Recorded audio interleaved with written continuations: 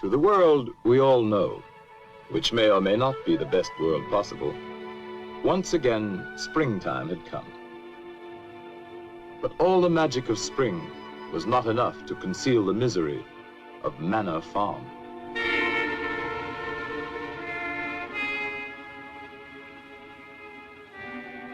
Once thriving and fruitful, the farm and its owner, Mr. Jones, had fallen on evil days. Beset by problems of his own making, Mr. Jones had turned to drink. And for his misery, he had found poor company.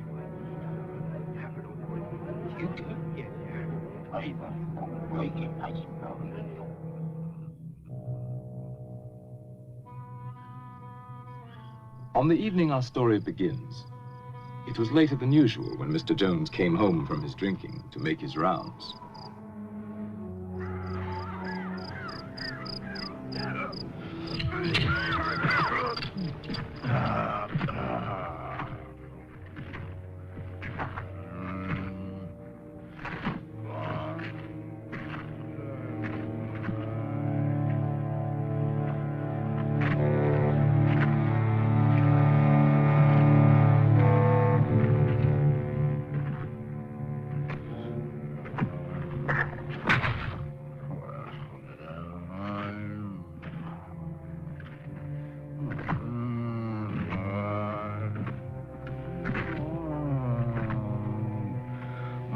Damned old hens.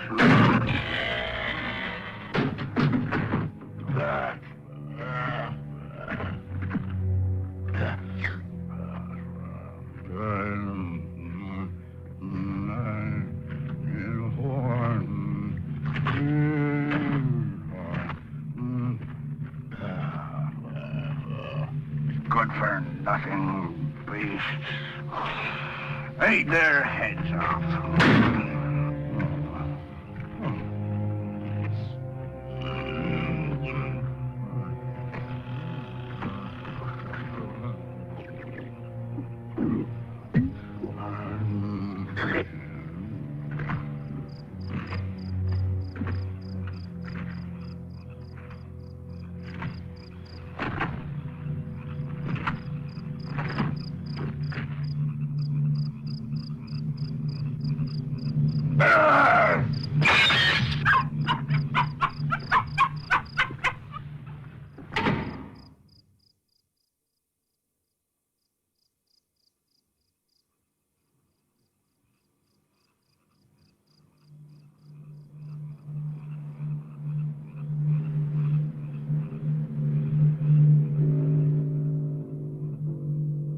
On this night, all the animals had agreed that as soon as Mr. Jones was in bed, they would gather in the main barn for a secret meeting called by Old Major, the prize boar hog, who because of his years was regarded as by far the wisest of the animals.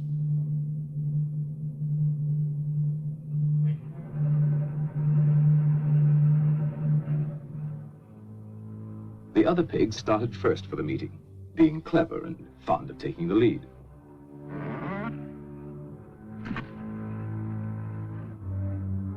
They were followed by Boxer, largest and strongest of the horses, and his devoted friend, Benjamin, the donkey.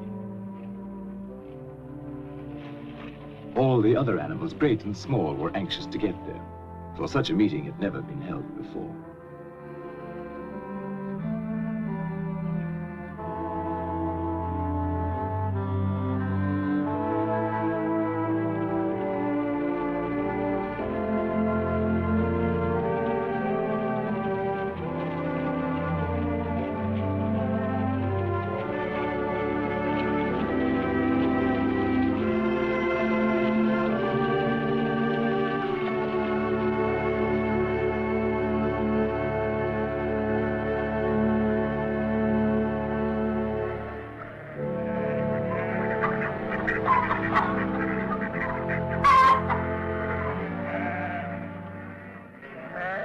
Old Major had been ailing, and now he had made known there were some things he wanted to say to his fellow animals before it might be too late.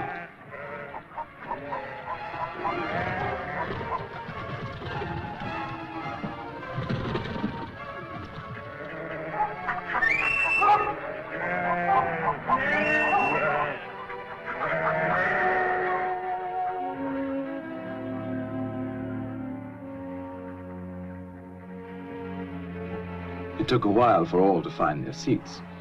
The pigs had taken up the best positions immediately in front of the platform. Among them, Snowball, determined to get a good view.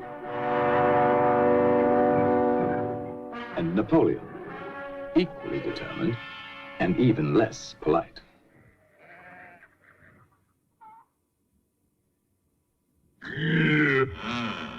What was that? No. No, it wasn't Mr. Jones.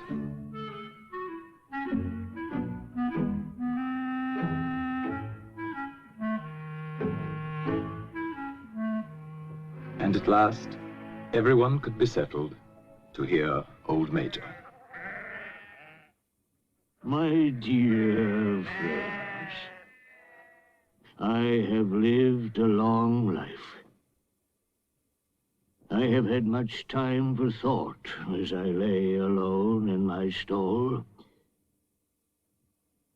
I won't be with you much longer, and before I die, there's something I want to tell you.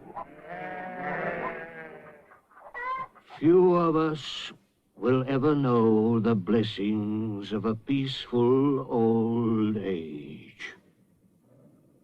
You, boxer, when you have given the last of your great strength, what then?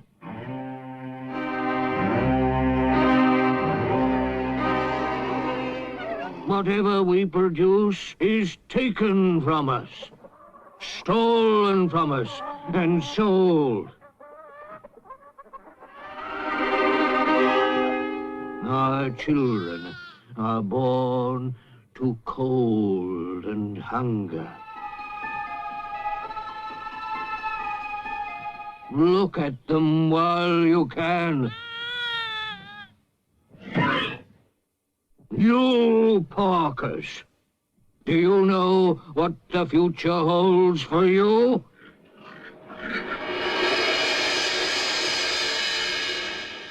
Do we deserve such a fate? Is this farm too poor to support us all? No, comrades. The farm is rich, but we'll never get our rightful share from Farmer Jones. Overthrow this evil tyrant, and we shall be rich and free. Courage! Revolt!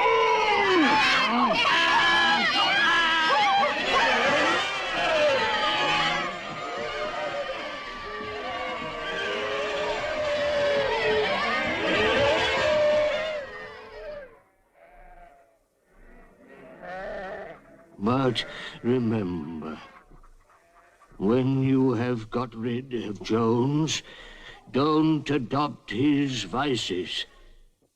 We animals are brothers, large or small, clever or simple, fur or feathers.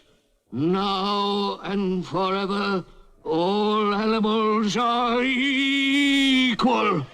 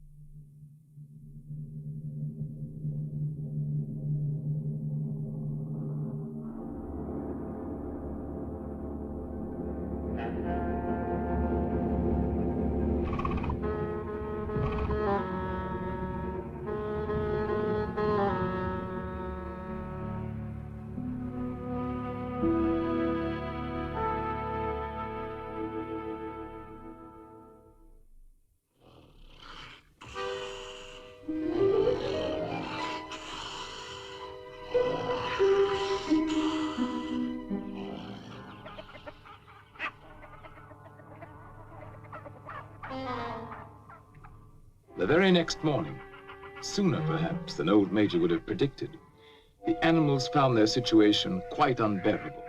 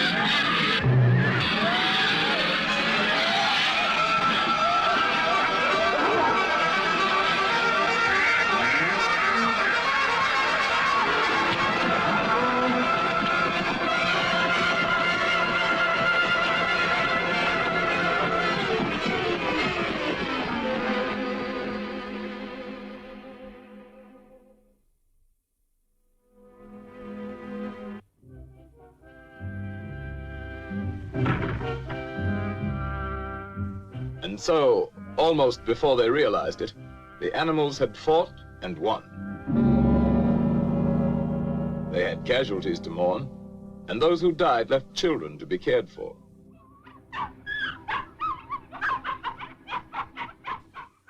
But Manor Farm was theirs, and they lost no time in destroying everything that reminded them of hateful Mr. Jones.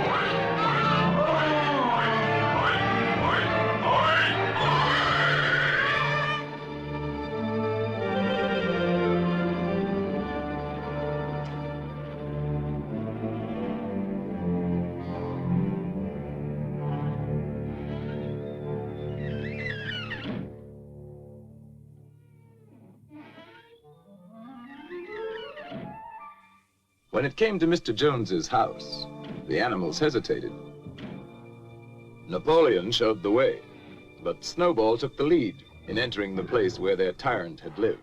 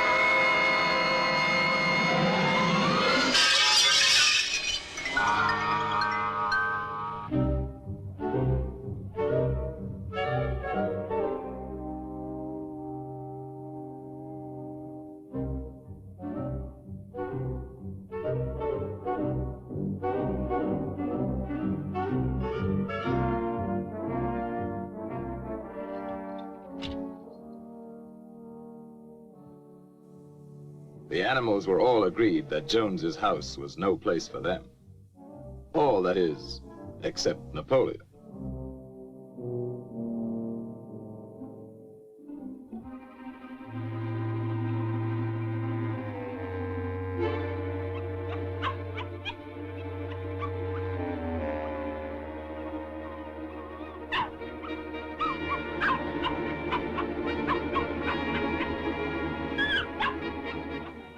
Meantime, Snowball led the other animals in organizing a new society, which they now named Animal Farm.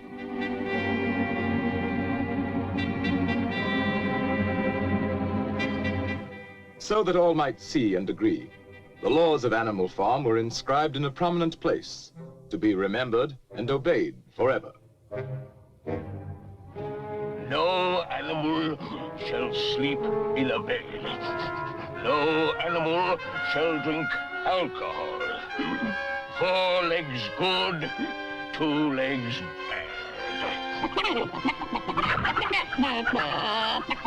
Wings count as legs.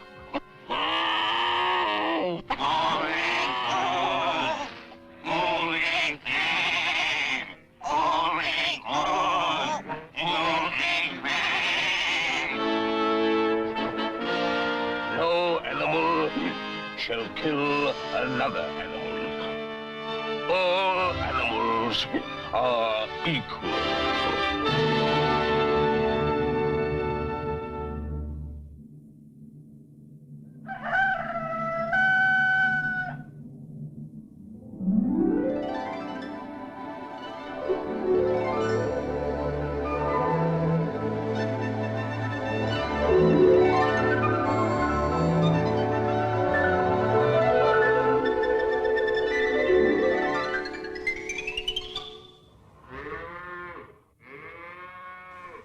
Tending farm by themselves posed problems for the animals, but the pigs could think of a way around every difficulty.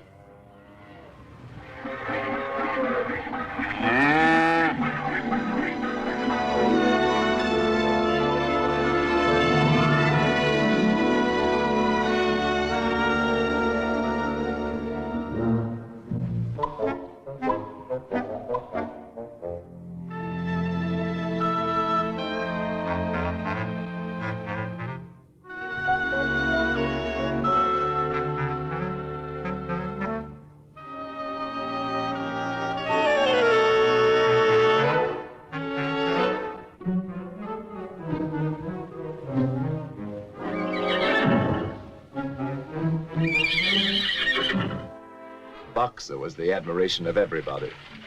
He had been a hard worker in Jones's time, but now he seemed more like 3 horses in one.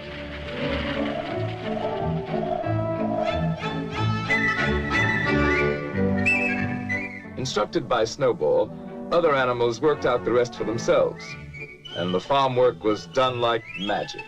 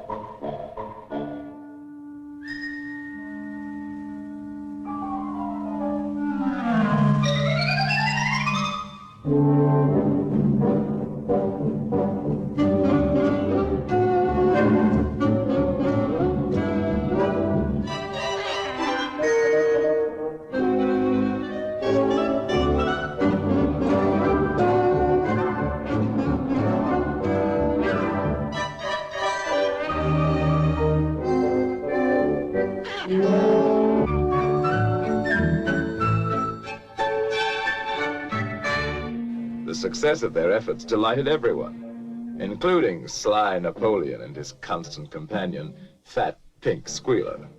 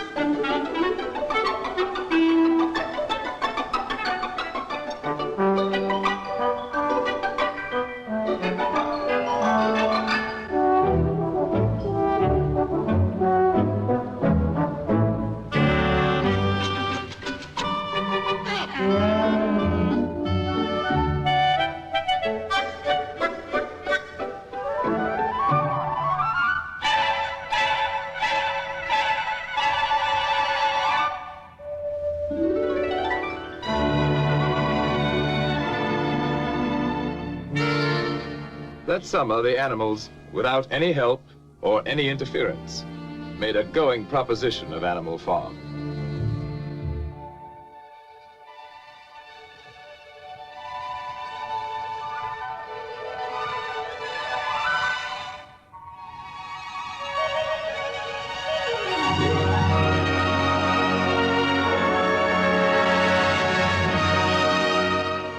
The fields yielded richly, and they were cut and gleaned with diligence and devotion.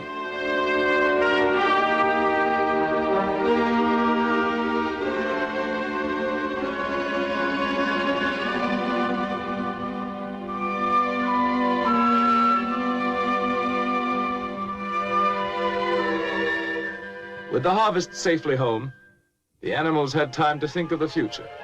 And at a meeting in the big barn, many resolutions were put forward. It was always the pigs who made the resolutions. Comrades, our first 5 months plan is a farm-wide triumph. And the time has come to spread the glorious news so that our downtrodden comrades on other farms will break their chains and join the animal revolution.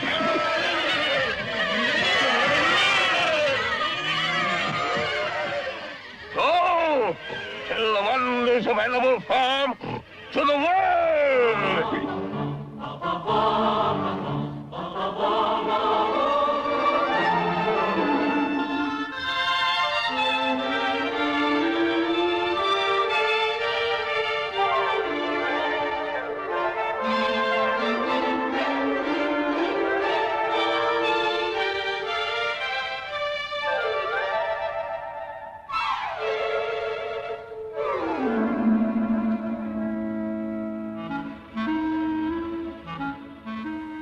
Some animals, content with their lot, were unimpressed by tales of peace and plenty.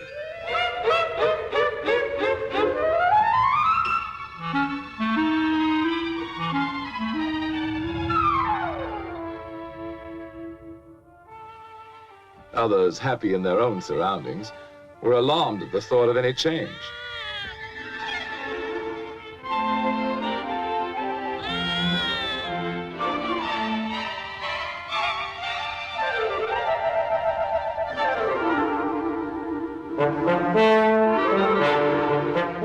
But wherever they were having a bad time, animals listened with interest.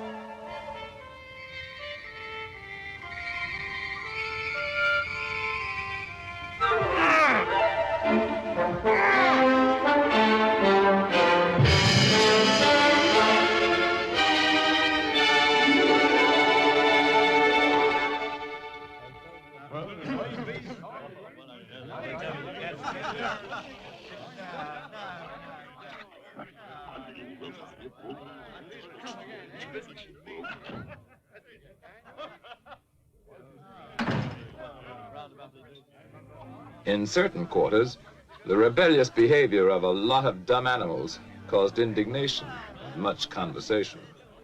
But nothing was done about it, for the drunken Mr. Jones and his cronies did not know what to do. Snowball felt that education was the animals' next necessity. Some of the animals were brighter than others, of course. B!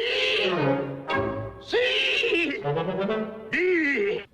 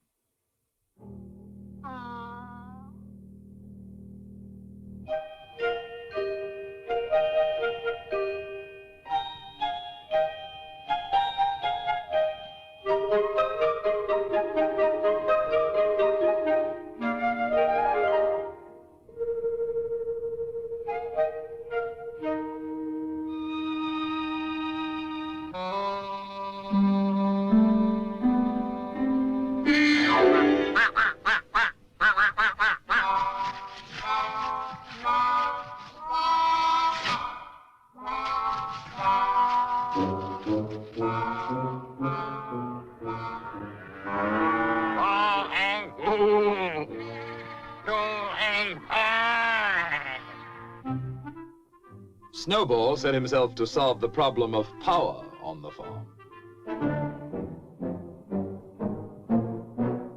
And so did Napoleon.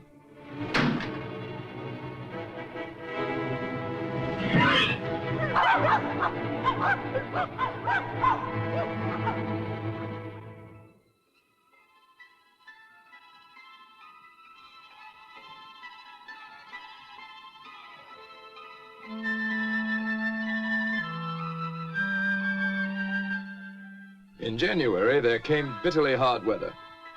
Inexperienced management brought shortages to Animal Farm.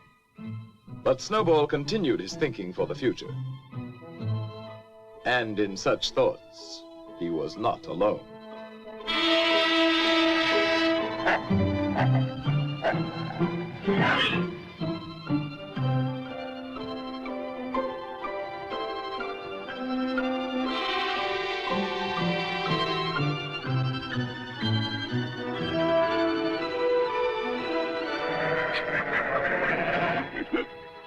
Comrades, I have prepared a new plan for Animal Farm.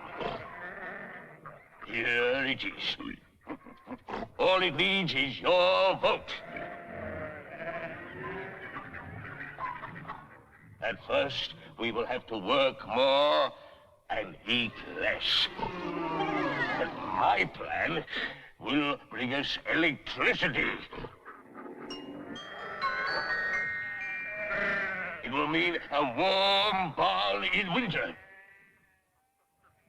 A light in every stall. Sty at roost. Luxury for all. Comrades, in one short year, Animal Farm will be the finest in the world. Dreams, dreams.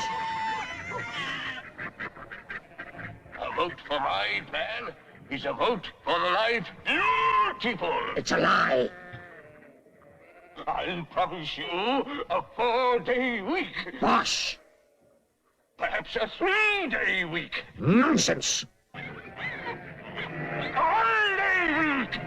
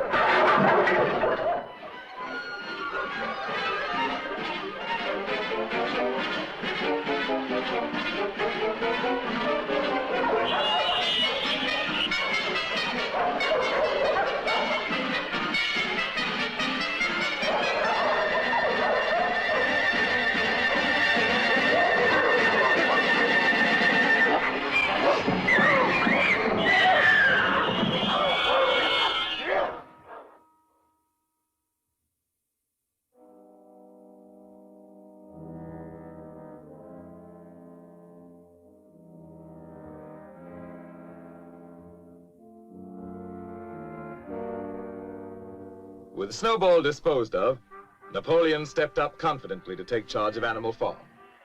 And Fat Pink Squealer became his obedient follower and assistant.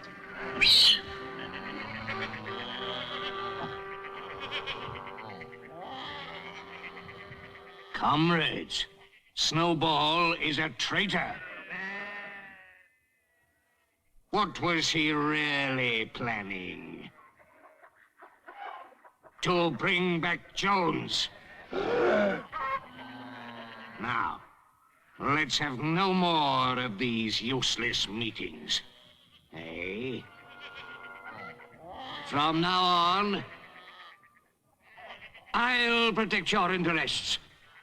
And I'll make your decisions.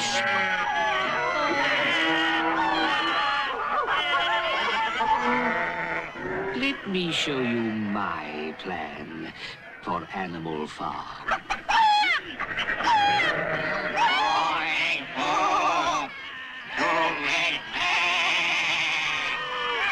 Hooray!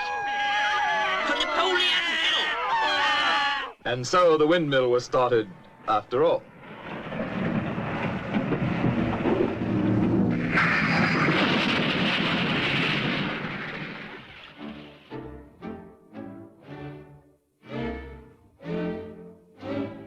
Nothing could have been achieved without Boxer, whose strength was greater than that of all the other animals put together.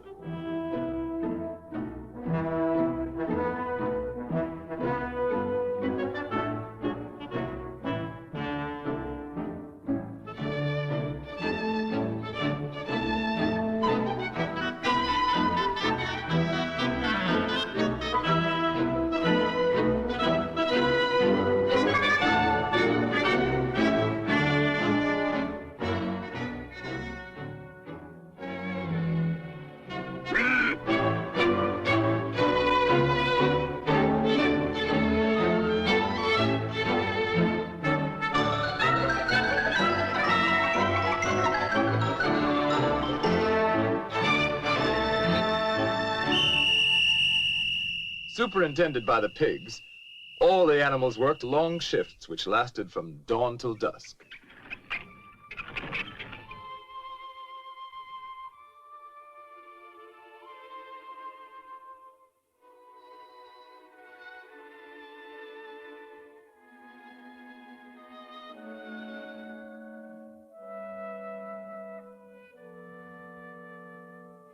Rations were shortened for the workers, but the pigs, by virtue of their brain work, were plentifully provided for.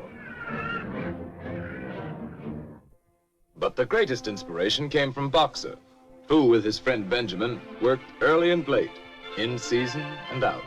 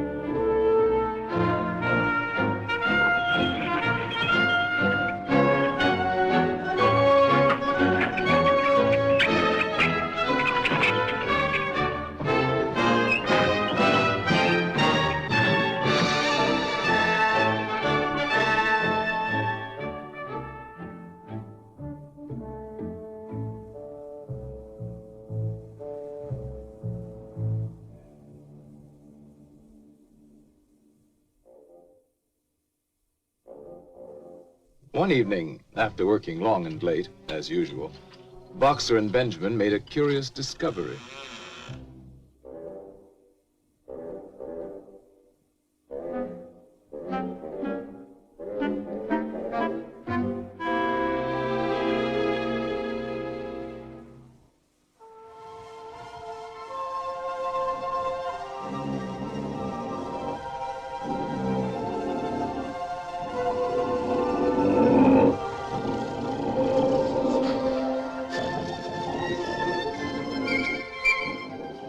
Word of what now went on at night in Jones's house spread quickly through Animal Farm. Some of the animals thought they remembered a law against beds, but obviously they were mistaken.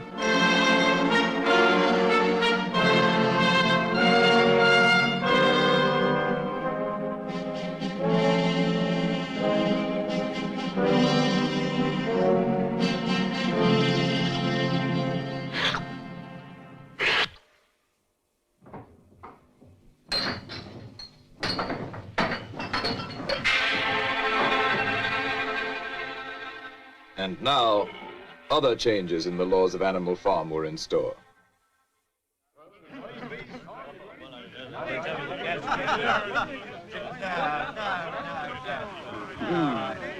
Those ungrateful beasts of yours.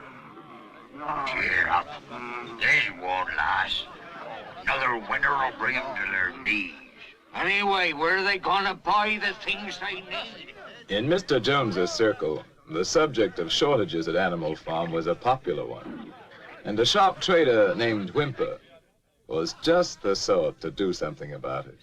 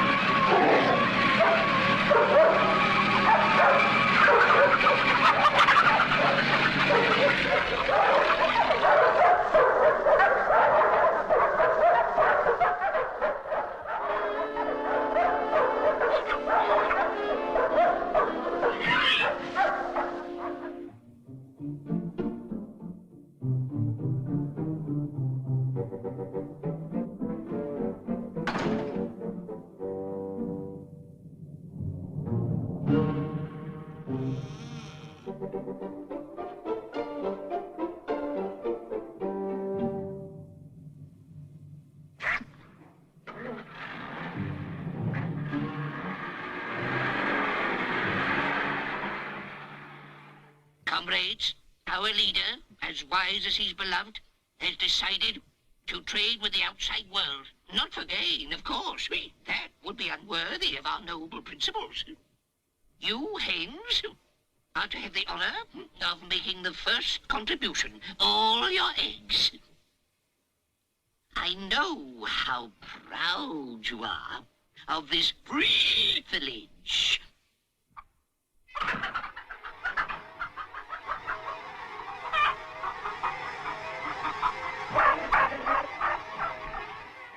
The chickens seemed to remember old Major saying that their eggs should never be taken from them.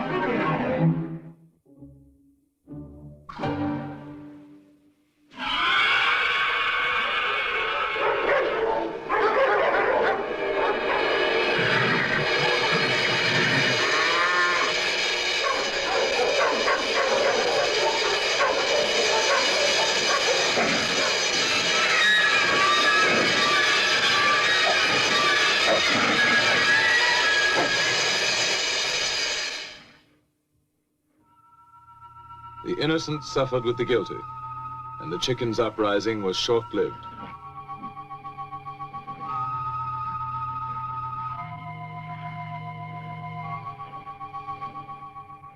Comrades, I have made a terrible discovery. There are traitors among us. Yes, comrades. In league with Jones and Snowball. To destroy Animal Farm.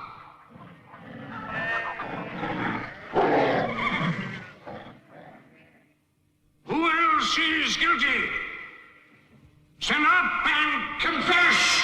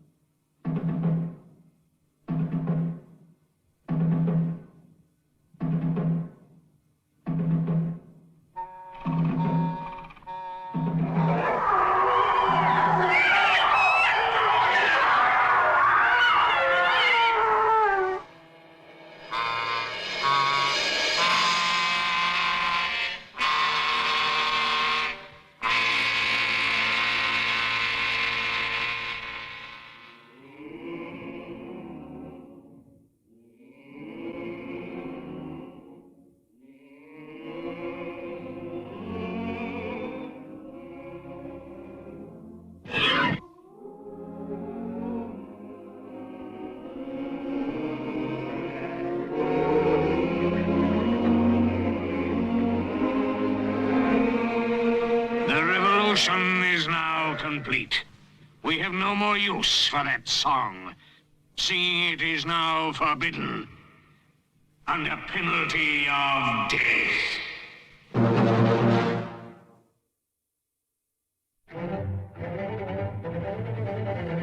Trade between Animal Farm and the outer world now became quite brisk.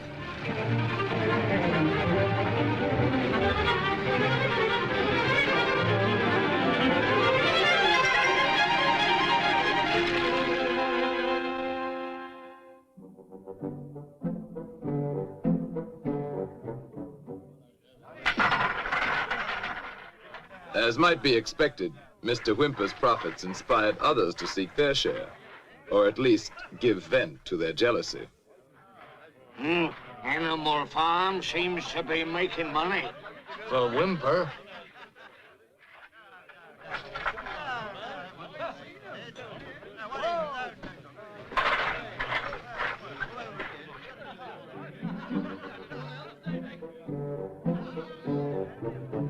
Who ever heard of animals running a farm? Have you seen a windmill? Come on, let's kick him out. Yes, kick him out.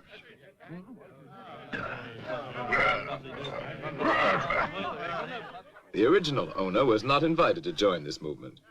His neighbors let him know his day was done.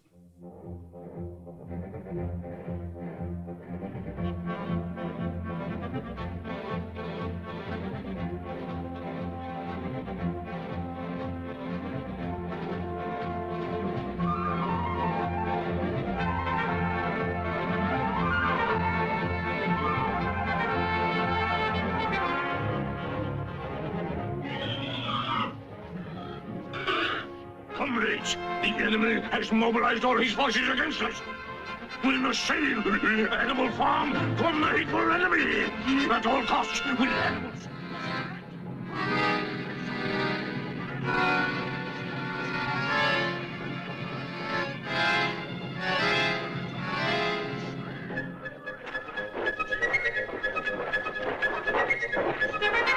Now is the time to fight, to die for Animal Farm. Let us show them all that Animal Farm is strong.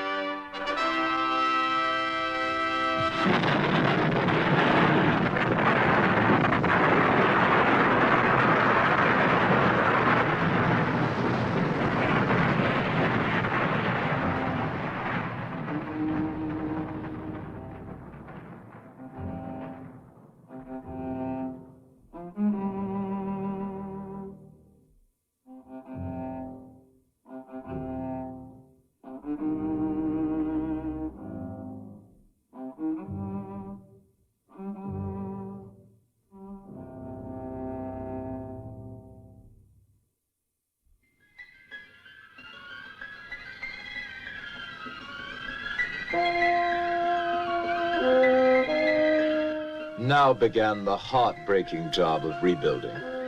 And as before, Boxer and Benjamin worked hardest of all. By now, supervision of the work by pigs was hardly necessary, so they had time for less laborious pursuits.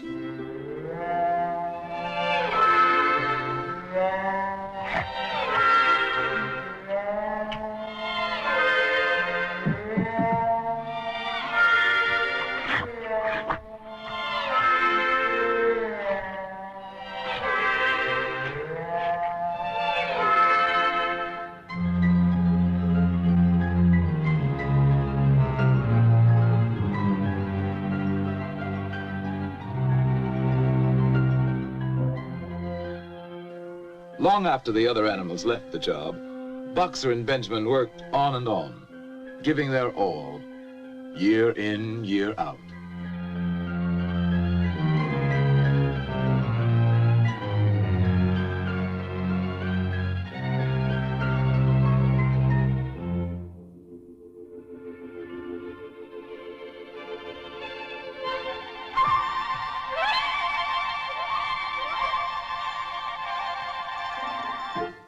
A new generation of pigs grew up, endowed with what were considered arts and graces very flattering to Animal Farm and its presiding genius.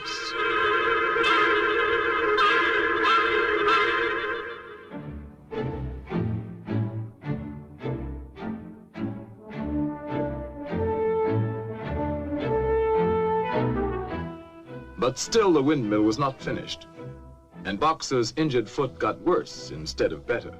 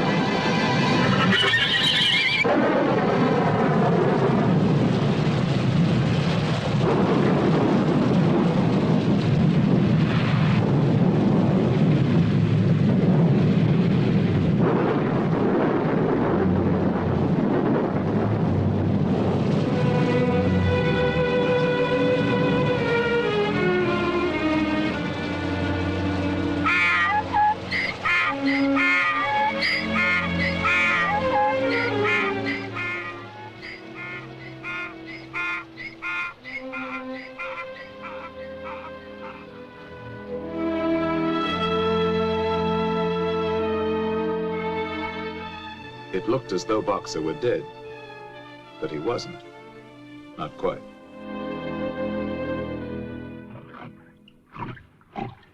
Boxer's hurt bad. He'll never work again.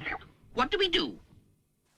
While Napoleon and Squealer made plans for Boxer, Benjamin predicted he could look forward to a well-earned rest and retirement.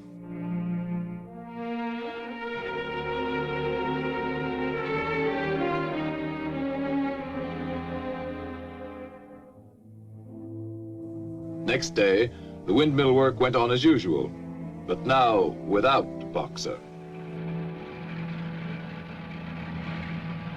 And during the morning, what appeared to be an ambulance arrived. Only Benjamin suspected it wasn't an ambulance.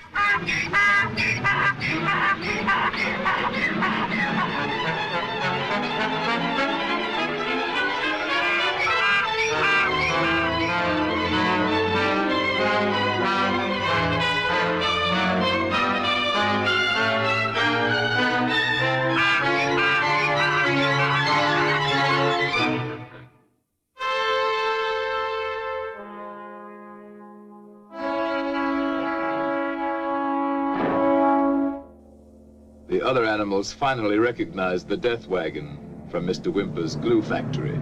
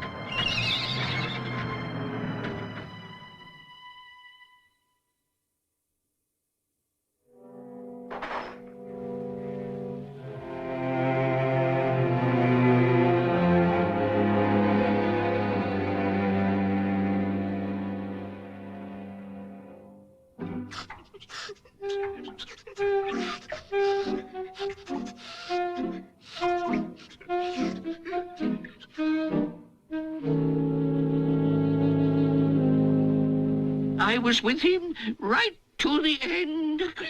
His last words were, "Forward, comrades! Long live Napoleon!"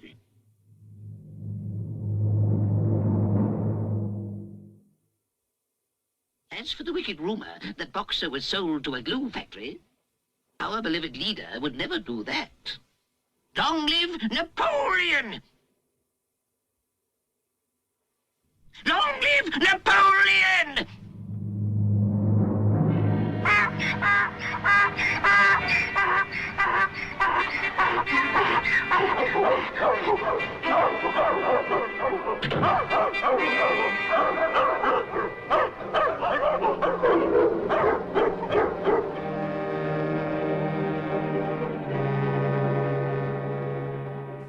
And that night, the pigs drank to Boxer's memory in the whiskey they had bought with Boxer's life.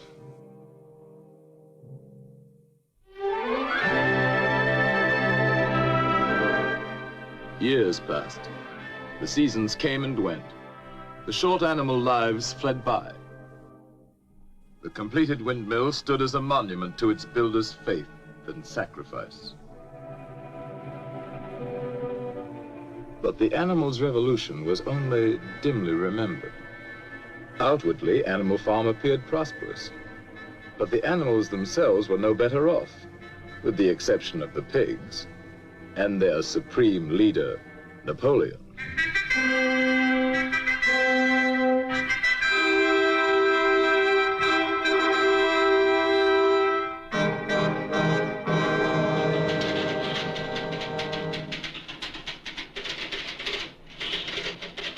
His pig-run enterprise now had many of the frills of real civilization. And one fine day, pig delegates from far and wide arrived at Animal Farm to celebrate the coming of a new era.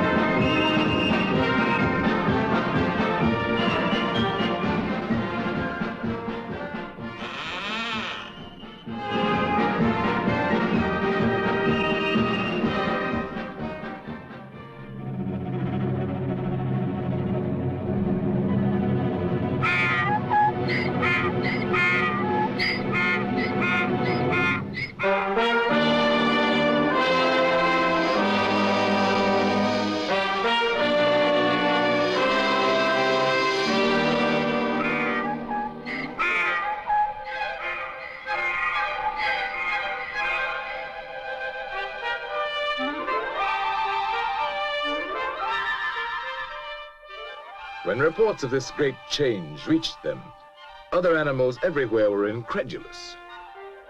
Dismayed and indignant, they headed toward Animal Farm from all directions, instinctively uniting once again in common cause.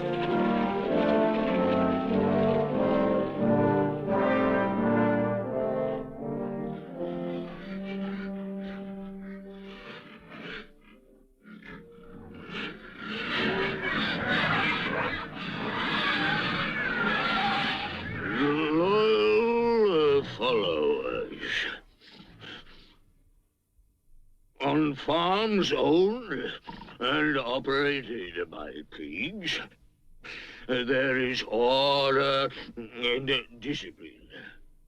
Our lower animals do more work and eat less than on other farms.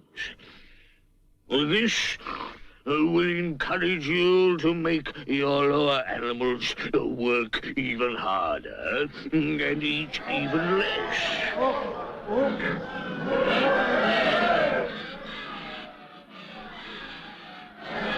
To a greater animal farm. To peace and plenty under pig rule.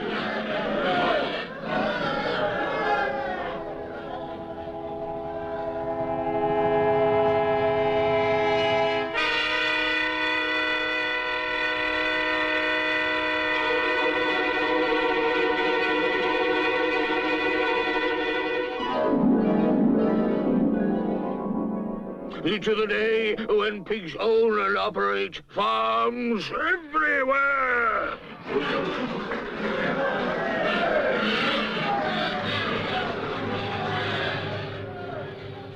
To the animals, it now seemed that their world, which may or may not someday become a happy place to live in, was worse than ever for ordinary creatures.